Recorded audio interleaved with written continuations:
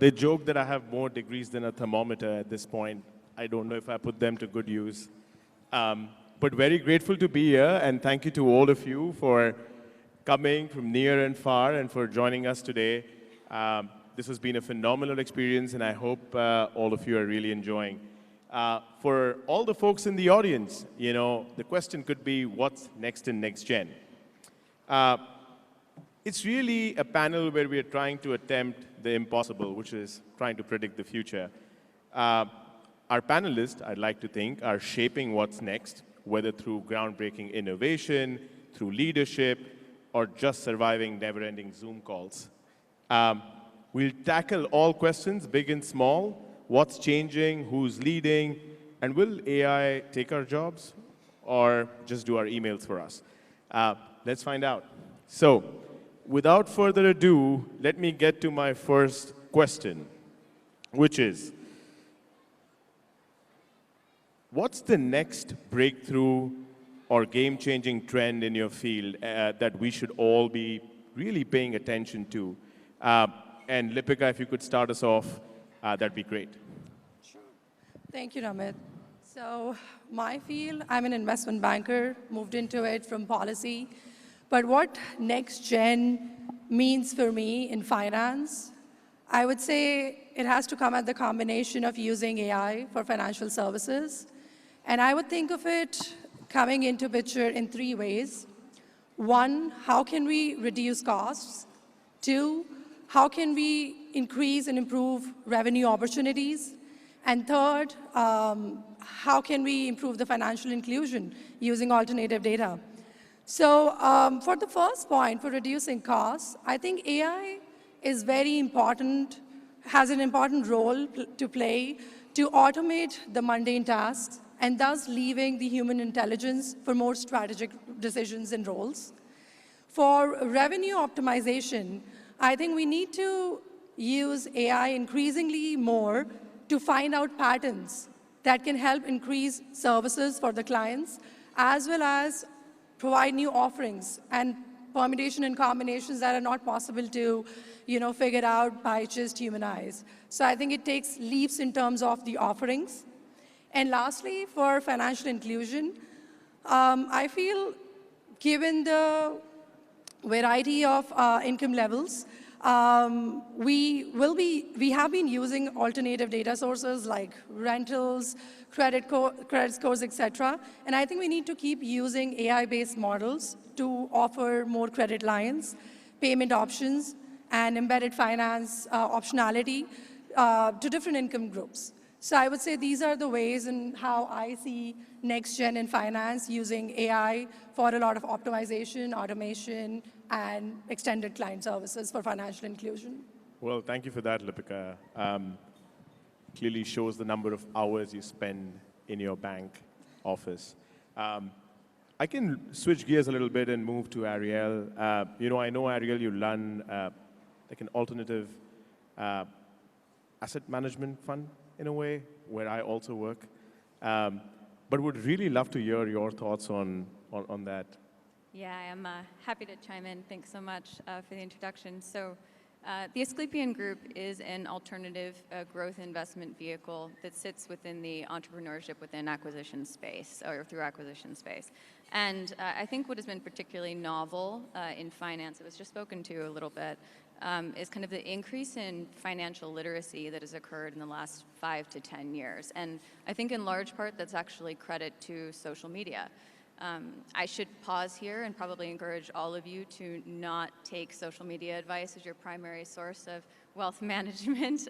But I do think that the conversations that are had in terms of financial literacy, individual investment strategies, debt management strategies have been really important in that they've improved general awareness, general acumen around financial vehicles, around investment mechanics, and that has really brought more participation in the marketplace, more engagement in the marketplace. And as a result, there is just evolution in the kinds of assets that are being traded, the kind of assets that are drawing attention. So if you think about historically, if you're not in a true commodities marketplace, if you're investing in organizations, that has been pretty exclusive, right? In a venture capital or private equity, it's been a very concentrated set of LPs, it's family offices, it's high net worth individuals.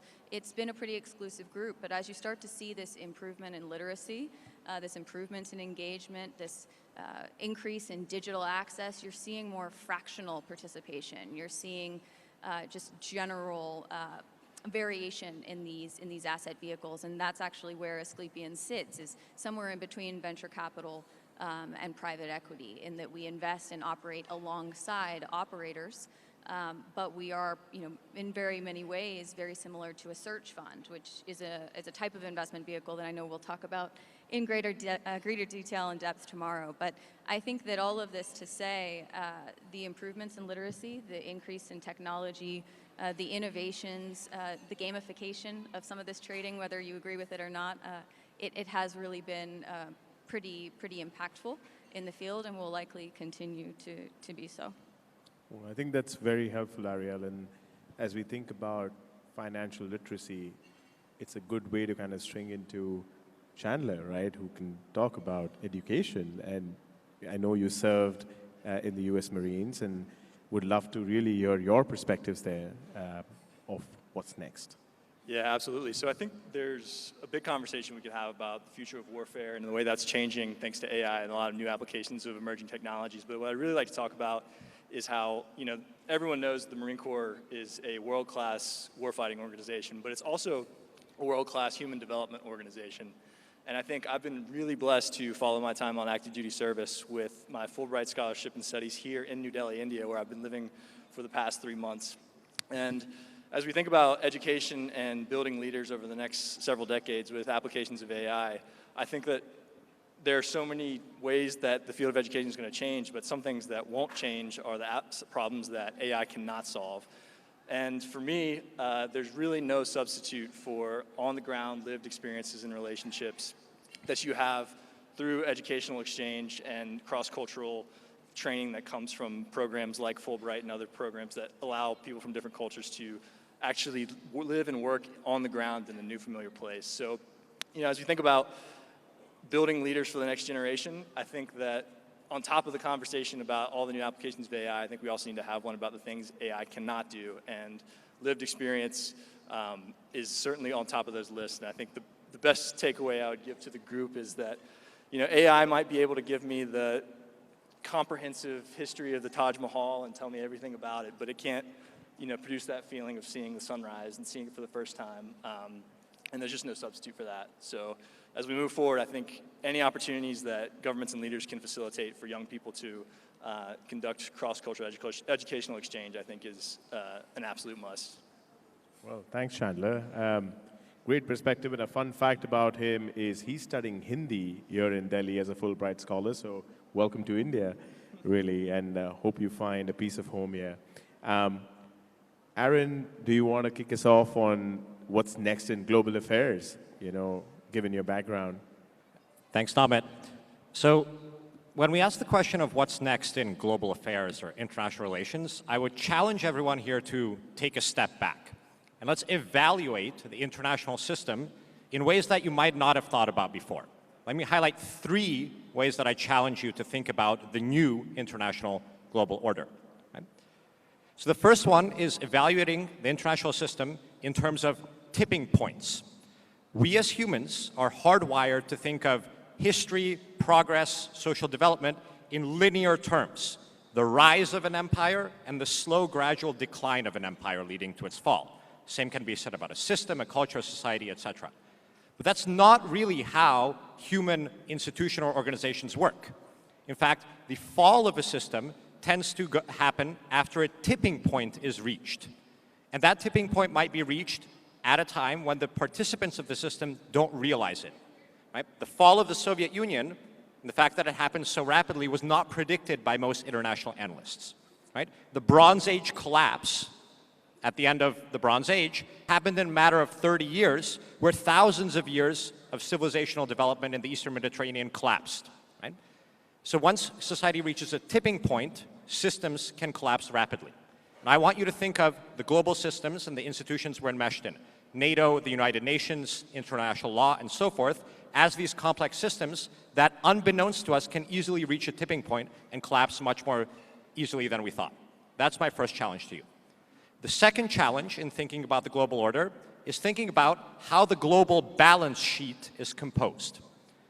Historically, right, if we think of the world's assets equal liabilities plus equity, most growth in assets was driven by a growth in equity, actual value creation from products sold and extracted from the ground and services delivered. But in the past 50 years or so, most asset growth on the world's balance sheet has been driven by debt, a liability, not equity growth, right? Especially in developed countries, where debt is easy to come by because interest rates are lower than in the developing world. So in a world drunk on debt and asset creation through debt creation, developing countries are actually at a disadvantage because they're not able to get debt and increase debt assets as efficiently as developed nations are. So think of the world's balance sheet and think of the new era of increasing assets through debt rather than equity. And the third way that I challenge you to think of the world order is to abandon our view of nation states as being the primary movers of that order.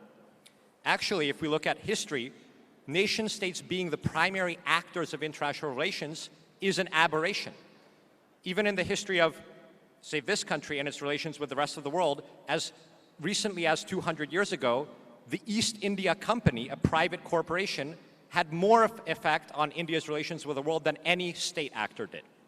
We are seeing the emergence of that kind of international order where other actors, for example, private actors, have more of an impact on the international order than nation states once had. If I'd been on this panel 5 years ago, I would have said that maybe we can conceptualize Apple having its own foreign policy at some point.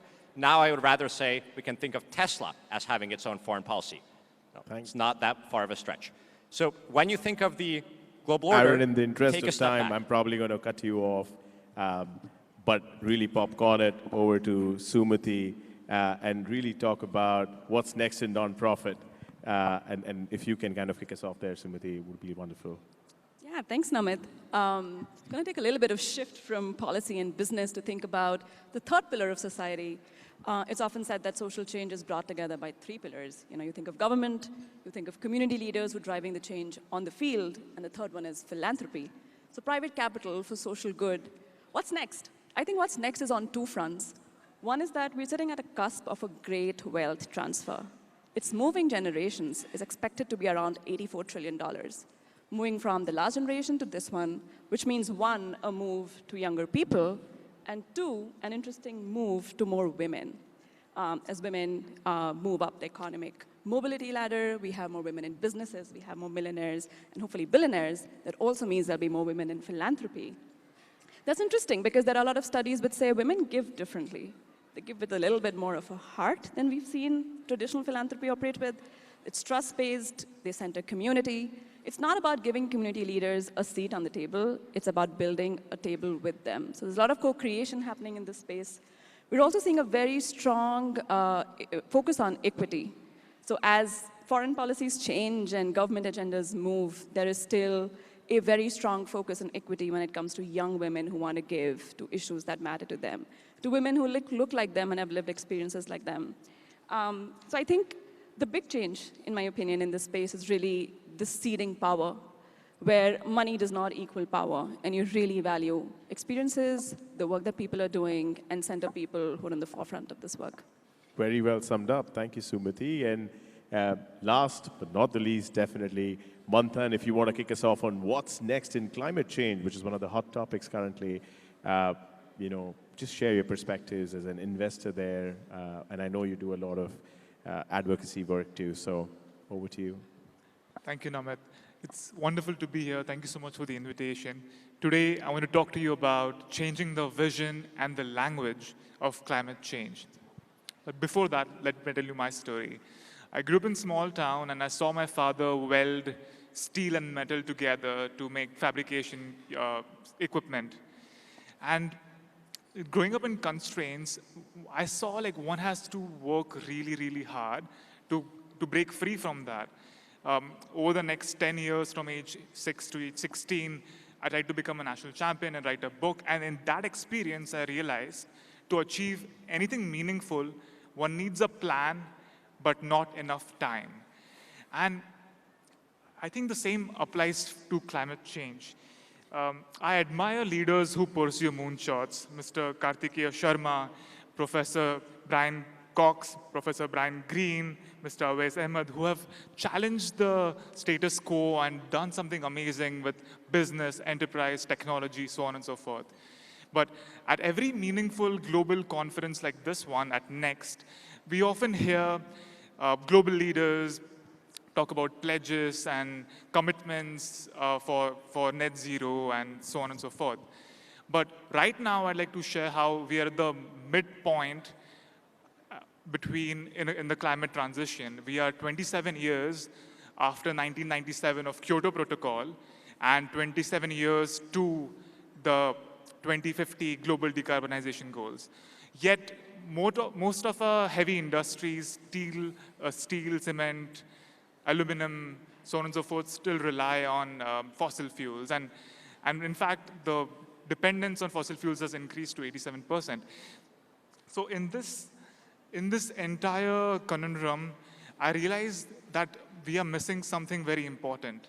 We are not convincing the local business to adopt to climate change. Last year, at COP28, I was organizing a pavilion for Saudi Arabia, and there was a 200-page document talking about how Saudi Arabia was trying to transition to net zero. And as I opened the first page, it was full of jargons. SBTI, Scope 1, Scope 2, Scope 3, so on and so forth. I was a bit perplexed. I was Googling what do these jargons mean. I asked my friends and colleagues, and they were also a bit flummoxed. And that's what took me back to my beginning, like the same father who welded steel together. If I couldn't understand what SBTI or Scope 1, Scope 2, Scope 3 meant, how could I convince someone like my dad to buy a steel which is 30% more expensive because it's green steel? So I think going ahead to achieve net zero, to get in there win time, we need to simplify our language, keep even more bold ambitions, have a plan, but act with urgency as if we have no time. Thank you. Thank you. Just to wrap up, and since this is very fitting, since we have two former heads of state here already, one question, and I might ask just a couple of you, is really, as the next generation, what are the qualities and leadership traits that you believe are essential for the leader of your country? And what do you guys really look for, when you look at a leader in your country? And maybe, Arielle, you can kick us off, and I can then popcorn it to someone else. Sure, I'm happy to. I think the one that comes to mind for me is receptivity, right? And to be receptive to what that next gen is. I think too often governments, policymakers, regulators, what have you, will react with a little bit of a fear response when there's something new in a marketplace or new in a social cause, rather than kind of embracing and learning alongside the population that might have brought that forth and really kind of encouraging engagement in a smart and thoughtful way. I think what's happening right now in cryptocurrency is a great example of that. Whether or not you're a proponent of crypto, if you think it's gambling or a true store of value, I think is irrelevant to a certain extent, because it needs to be embraced, it needs to be monitored. There is a marketplace. So I think that receptivity is going to be critical, particularly in financial matters. Well, thank you. I think I also have a little bit of an opinion here. I do think that what I look for is they pick leaders within their respective parliaments that are also represent the young generation, right? Like if you look at the average age of a parliament in most countries, it's significantly at the upper limit. So the hope is really to get equal representation, or significant representation, if at all, if that could help. With that, can I popcorn it to you, Sumati, and really ask you, what do you look for in the leader of your country? Namit, I think you almost read my mind, because representation was on my mind. I'd love to see more leaders who look like us. I'd love to see more young women in leadership positions, because it truly matters. when you see someone who looks like you, understands your lived experiences, they're able to respond better. I think the other thing is, with young people, our attention spans are really low. Guys, we're bombarded with information at all times. So a leader who is straightforward, actionable, and has a feedback loop, I think would be really appreciated. Well, thank you. Chandler, do you have opinions there? Yeah, I think one thing that jumps out to me when I think about future American leaders in our country's context is, some history of public service, I think, is something that I would really encourage. Whether it be the military or teaching or any other avenue, I think at some point in one's career, it's a really, growthful opportunity. And then I think on top of that, if you can combine that with some level of just basic background in some sort of business context, I think that's especially useful and is going to become even more relevant, with all this new impacts of emerging technologies. Well, thank you. I know we have about a minute left, and I think I just really close by saying that from all that's really being said today, what I really hear is future isn't something that we wait for, but we really work on creating it to a certain extent, be it in finance, be it in philanthropy, be it in global governance and international relations. But it's been a pleasure having all of you guys, and on behalf of Next, I thank you all for coming. And I thank Karthikeya and the entire NXT team also for giving all of us the opportunity to be here. Thanks so much.